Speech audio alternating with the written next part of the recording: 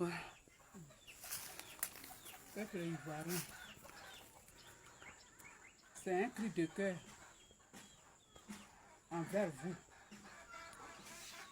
Un cri de cœur, j'ai besoin d'aide.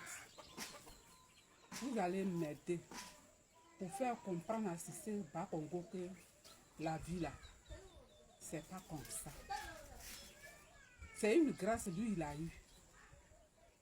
Donc, il ne faut pas, il va s'appuyer sur ça pour continuer dans le mal. Faire un enfant là, c'est pas un crime. Ça fait 45 ans aujourd'hui, je souffre à cause de Cissé Bakongo. J'ai dit ça à 79, Cissé a fait, j'ai fait la connaissance de Cissé Bakongo. Il m'a trouvé dans la cour de mon grand-père. Je ne le connaissais pas. Et puis il est venu. Quand il est rentré dans la cour, en même temps, il y avait nos joueurs qui venaient d'Abidjan. Il était avec un de ses amis. Moi, j'étais avec ma soeur, ma cousine. On a couru, on les a laissés là dans la cour et puis on allait vers les joueurs là. Crier derrière, accueillir les joueurs. On était enfants. J'avais 16 ans. Je suis né le 30 juillet 63. 15 janvier, 16 ans. C'est comme ça que Cissé est rentré dans ma vie. On l'a laissé là. Et puis il est parti là. Nous on est partis là.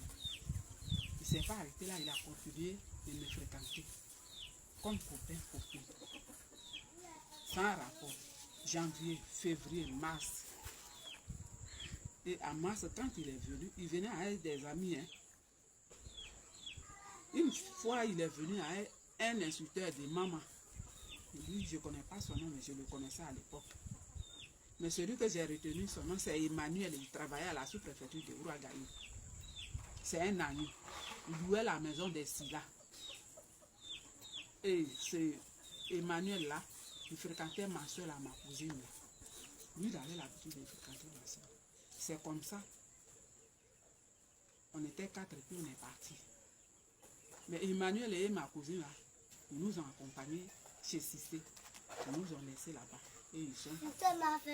C'est comme ça, Cissé a eu le rapport avec moi. Je connais le jour, la date.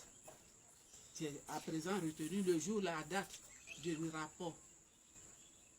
Et c'est 2 fois dans le mois de mars là, on a eu le rapport. Et quand j'ai vu que je n'avais pas vu mes règles, c'était une grossesse. En même temps, je suis allée vers ma grande soeur que je suivais directement. J'étais avec notre amie, hein, mais elle, j'avais peur d'elle, donc je ne lui ai pas dit. C'est l'autre là, j'ai payé transport, je suis allée lui dire. Et elle est venue à Ouagaïou voir Cissé avec une fille de Ouagaïou qui était mariée à un Koula. Ils sont présentement ensemble. Et la femme là, elle vit. C'était nos grandes soeurs. Ils sont partis voir Cissé. Il a dit à ma soeur que va lui dire de venir me dire. Pourquoi elle ne me dit pas? Et puis ça à toi, elle a lui dit. Et c'est comme ça, je suis revenu à Ouagaïou. J'étais à Gagnois pour revenir à Ouagaïou. Prendre ma grande soeur, notre amie là maintenant. Et puis on allait chez Cissé. Maintenant quand il a dit, mais pourquoi tu ne me dis pas? Et puis, c'est ta soeur qui envoie là. Ma soeur a dit, il faut comprendre. C'est une petite fille. Donc il faut comprendre. On n'a plus à discuter sur ça. Et il a dit, bon, si le mois finissait, il allait nous donner 10 000 francs pour aller à l'hôpital. Les 10 000 francs ne sont plus venus, lui-même il n'est plus venu. Mais une fois, il m'a trouvé dans la rue. Il était en train d'enlever un matin, enlever les médicaments pour faire mon lavement. Il m'a appelé, je n'ai pas répondu parce que pour moi, j'étais fâchée. Alors que pour lui, c'était une bonne occasion de se débarrasser de moi. Et c'est comme ça, l'année, les vacances sont venues, il a quitté Ouagaïou et puis il est parti. Il est parti.